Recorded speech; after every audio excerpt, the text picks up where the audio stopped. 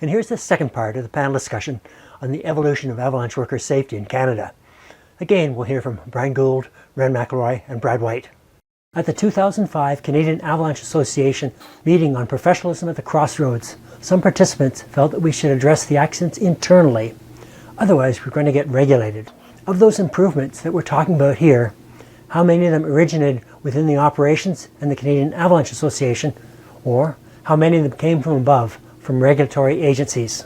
Well, a bit of hand in hand there, I think. With regulation came the standard of having a formalized risk assessment, and the result of that often leads to an avalanche safety plan. So documenting policies and procedures and all your mapping. And as much as some of the industry that was on the forefront of that, the more well-funded operations, the larger operations had already kind of gone down a lot of that path. I think it really picked up a lot of these outliers and smaller companies and smaller operations that just didn't think about that. They were just running a bit by the seat of their pants.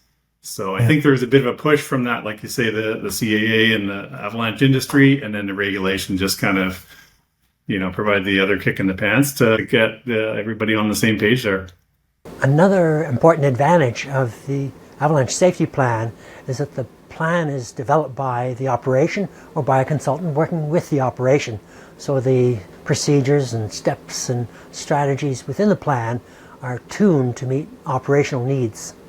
The avalanche safety plan, having that key piece in terms of worker safety, both in my industrial work and then even with highways, I come back to the avalanche safety plan all the time. It's our guiding document. And even in situations where a contractor comes in, because our avalanche safety plan covers our ministry workers and our maintenance contractor, but it doesn't cover any of the construction projects or anything else. And so being able to reference that avalanche safety plan and that is a requirement by WorkSafe is incredibly important, in terms of ensuring that worker safety, both for our crews so that we're not pushed too hard or taken away or distracted by other jobs, but also for keeping the perspective of a traffic personnel who goes to pick up a cone or something, on foot workers. So yeah, the avalanche safety plan is critically important for our industry as an educational tool in terms of managers that are making, land-based decisions but don't understand avalanches. I think your question about was it imposed or did it come from within? Often there's a bit of synergy there. So when there's an accident or an incident, people become aware, there's got to be changes made. So that opens up the purse strings, and then there's more ability for funding from both government sources and private sources. So, and then there's a bit of reactionary work that goes on that says, okay, well, we're going to work on some aspect of this and try and make it better. So I think our association has worked very well to bring along the changes that we have brought into the industry, but also sometimes from pressure, society pressure, saying you've got to do something about this and make it different. Another topic, just on the line of change, something I've been playing around a bit with, and there's been more and more talk about in terms of resiliency and the stress continuum. So we talk about risk, and I think we've gotten, as an industry as a whole, we've gotten quite good at establishing where the avalanches could happen with our mapping and our conceptual model and our communication with the InfoX. But we still, as humans, have a lot of flaws. And in the nature of the kind of work that we do, the kind of hours that we do, the pressures that are on, and it's all still, fairly new for us. But taking a look with our crew this year, we started to try to take a look at where were we on that stress continuum and were we really fit for duty? So I started looking at it as not so much, you're not fit for duty, you can't go do a job, but like a medical condition. So one of the examples I would use is, let's say if I'm a diabetic, I want my crew to know that I might need sugar or insulin or something to go out and go in the field. So same thing if I've had a fight with my partner or I've been in a really stressful situation or I've responded to an accident, maybe I'm not at 100% able to make my best decisions. And with my training and my practice, sure, I can go do my job, but are there ways that my team can support me, or are there ways that I can support my team? So I think that's kind of an interesting concept, as in a change in terms of, are we in the best place to make decisions, or can we support ourselves or support our teams or our crews to make better decisions in the high pressure and the high risk environments? And does that get shared at the morning meeting, one way or another? Yeah, we're really just, it's new, and for our team, it's new. We're really just trying to incorporate it. So we worked with a clinical counselor in the fall. I had her come in and talk at our staff training, and we did a few different exercises and trying to take it to the step where it's in our human factors part of our workflow in the InfoX, but without bogging down the process, trying to get it so that it'll flow naturally. It'll be really quick. If nobody's got anything, nobody needs to share anything, but just a bit of a check-in, but more than just, how are you doing today? Because if somebody says, how are you doing today? You're just going to say, fine, I'm good. But trying to come up with a way that people can say, if you're familiar with the stress continuum and the colors, which this was developed by the US military, I could say that I'm in the yellow, but I don't have to disclose why. Maybe things are a little bit heightened. I'm a little bit more reactive. I'm a little bit more ready. And again, just an awareness as to how we're operating. So it's, that's something that's new, that's kind of trying to take things from the human factors. Like, again, how can we make better decisions in these high risk environments? But a lot of the times, an accident happens, there's been a mistake or several mistakes along the way that have done that. Wherever we can kind of close up some of those, Swiss cheese holes, or close some of those loops, hopefully we're in a better place to make better decisions. I think the culture has really changed, and in answer to your question, is it recorded? Yes, I think the morning meetings or evening meetings and the structure of them, it's built right into the workflow. But not only that, people are willing to speak about it and think about it, whereas that's been a big change in my career, where nobody would ever have talked about it before. Now you're asking about the wellness of the team. You're looking at risk factors. Are there a bunch of new people on the team? Is there, have we just gone through a stressful period? All of those things are actually discussed in the morning. Yeah, it really speaks to the human factors. If I was young right now, stepping into this industry and seeing everything that's in place, I feel like my learning curve would have been a lot quicker. The communication that happens between meetings and InfoX and all the resources out there are just so much richer than when I started. So I think I think young folks heading into the industry, they have a lot of that in place. I think we can't take it for granted, though. I think so in some situations we're only one decision away from a serious accident, and one wrong decision. And I think with too much in place, too many guardrails, too many things like that can also maybe cause people to feel like they're a bit invincible. So I think we still have to keep that, our human factors are thinking of, what's affecting us today. Why are we making this decision? I think there's still a lot to learn in that, I think. And Wren, you're definitely, on the right path with some of the stuff you guys are doing there. Yeah, it's a fine balance. Just make the process so cumbersome. We don't need longer morning meetings, and I have the luxury in my operation that we do have a little bit more time, but you want to be as efficient as you can and get out the door. So it's, you don't want to make it, like you say, too many guardrails. We need to be able to flow and make decisions. But if we can learn and improve, I think the association has done a fantastic job from its inception of adapting and molding as changes come up. Yeah, I think your point about you don't want to make it too restrictive. I've worked in a couple places where they say, okay, well, the simple thing is to say, well, we just won't go anywhere over 30 degrees today. Well, it's like, are you going to write that down? Because that's probably not true. There's lots of 30-degree slopes that might be safe to travel on, and that's where the decision-making and the skill of the avalanche forecaster, you have to be able to, or the avalanche practitioner, whoever's doing the traveling, you have to be able to recognize what's reasonable, what isn't.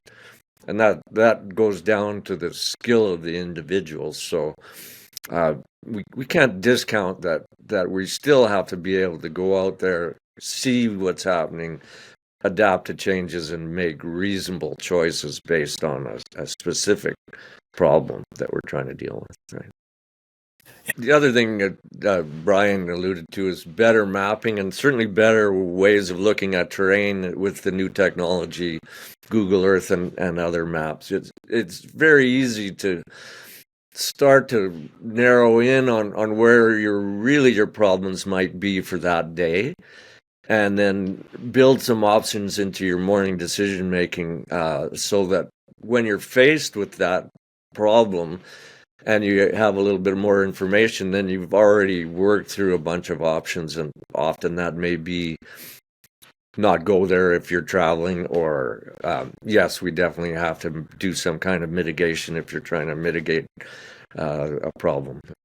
But in our different, industrial highways, a lot of helicopter work, guiding, a lot of helicopter work. We do a pretty structured pre-flight briefing before every single control mission. And when I was working up in industry and, obviously lots of pressure to keep the road open or get the road back open, and that safety briefing was kind of, my little sacred 10 minutes that they couldn't take away from me. And sometimes that even just allowed me to catch my breath and just focus on the task at hand. I might have been on the phone or the radio or texting and communicating and working on logistics and closing areas and sweeping, and then being able to have a safety briefing that was just, nobody could take that away. It just allowed our team and the pilot to focus on the next task at hand, because sometimes we flew in, really terrible conditions. And then as well, even just thinking about driving, when I'm hiring in my current position, one of the interview questions that I was told I should ask was, how are you at driving in terrible conditions? And I thought, that's kind of a weird question. And then I started working in my current operation, realized, wow, the conditions are terrible. When the highway's not fit for public to be on, that's when we need to be out there. Slushy, it's night, it's storming, all of those things. So worker safety in the avalanche industry isn't just when we're on our skis. It's when we're driving a truck, we're on the side of the road, we're getting in and out of helicopters, again, be that guiding or be that industrial work or highways work or whatever. Yeah, Wren, thanks for bringing up driving. In ASARC's last 8 or so years, we did a risk review at the end of the day. And one of the questions was, what was the biggest risk? And it was amazing how often the biggest risk for the day was driving to the trailhead. And that's been built into the meetings now too, in the workflows where, okay, we every day review where we were most at risk. I was just going to say how important that is, that reflection, and we've learned to do that with our avalanche forecasts. Did we get it right?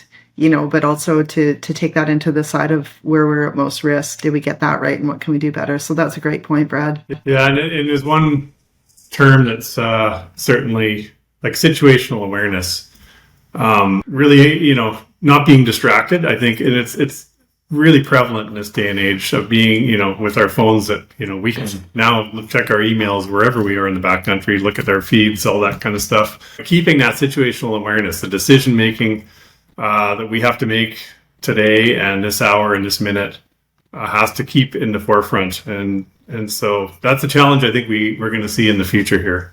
And one of the things you did, Brian, with us when I was working with you, I thought was really good, is the situational awareness of kind of where you are in your season as well.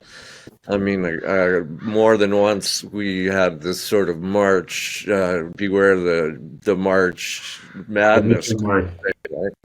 Yeah, where it's now the days are longer, you're feeling better, the stability may be a little better, but recognizing that that's the time we tend to put ourselves more at risk and when most of the accidents happen. So remind yourself where you are in the season and where you are every day, and make sure your team's discussing that so that your awareness of your biases is at the forefront of your decision making. Right?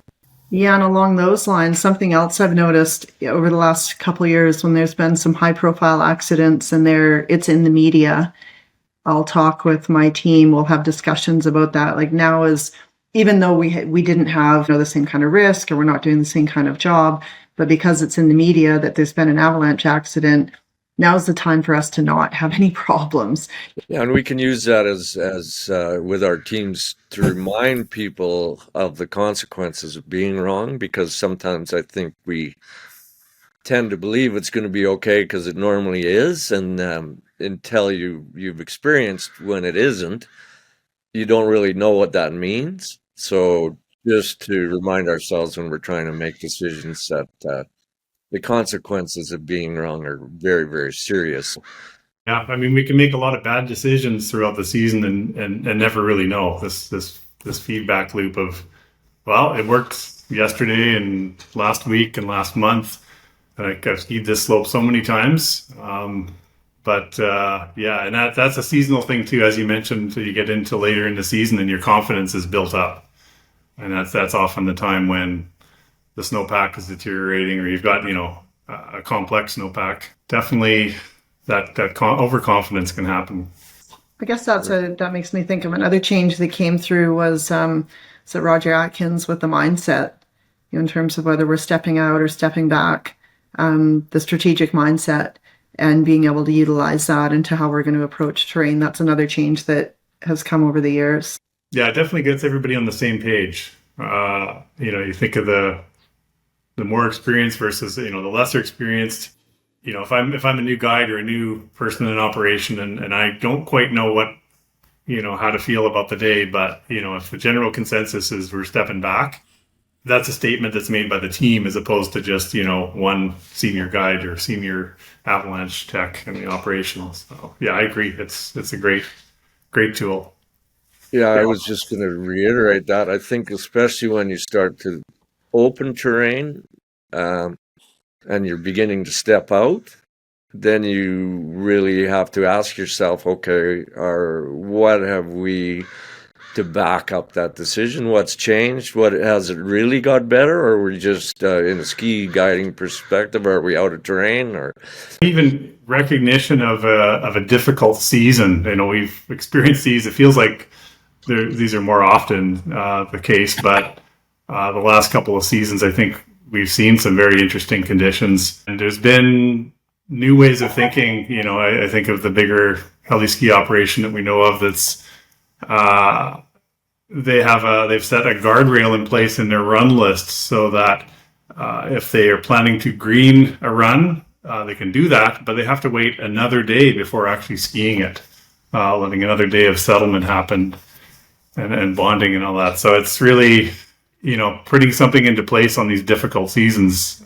Yeah, and I guess that just brings up the last one real big change is if you think about where we started. Wren, you were talking earlier about where we were faxing things around, and now there's just a plethora of information, and we have our phones, and there's lots of pluses to that. Good communications and the ability to access information. So now what we really are trying to do is take all that remote weather data and satellites and every bit of information that we can get from social media and elsewhere and figure out what's important. And going forward, I think that'll be a worker safety thing where we learn or teach people how to better decide what the key pieces of information you need for a certain day are, and then learn to discard the rest so that you can actually get on with good decision making. Right? Again, it's the distractions that we have, and as a young guide or as a young avalanche worker, it's harder to figure that out. And really, there's something we haven't discussed is the whole mentorship aspect, which needs to continue to happen. We struggle with that, I think, still to this day, but the personal aspect of being out there with a senior avalanche worker, you're gonna learn a lot more than just going through your feed and your InfoX and all that. Sure, the written words and the pictures and all that really help, but having at least one or maybe more key people in your career as you come up through it is really important. Yeah, absolutely. Just going back to the distraction piece, I can relate to that because, again, running a program and, I have district boundaries, I have maintenance contractor boundaries. So if I need to close a road or communicate, I have so many different lines of communication that I have to manage. sometimes I'll say to my team, hey, I'm distracted. I've got a lot. I need you guys to look out for me today. I'm tired, and I've been on the phone, a million different phone calls, and I'll just ask my team, like, let's all have each other's backs. So really trying to just create that kind of a bit of a safety net, because I know, I know my first real storm that I went through in my area. And the fellow, Paul Harwood, who did the job before me, he was laughing. He said, I bet you took 200 phone calls today, or like between text messages and phone calls. And I was like, I think I did, but that's super distracting. So even if I, fueling my truck or putting chains on, I feel like I'm always trying to look out for everybody, but also that, I need my team to look out for me too. So yeah, that teamwork, trying to take care of each other, which again, I think is a difference, because when I got into the industry, it was so kind of ego-based and top-down, and you didn't ask questions when you were young, and, you were just sort of told to shut your mouth and put your head down and work hard. So I think that's a real cultural change. Okay, that's a great point to end on. Brad, Wren, and Brian, thank you for sharing your knowledge and experience with the evolution of avalanche worker safety in Canada.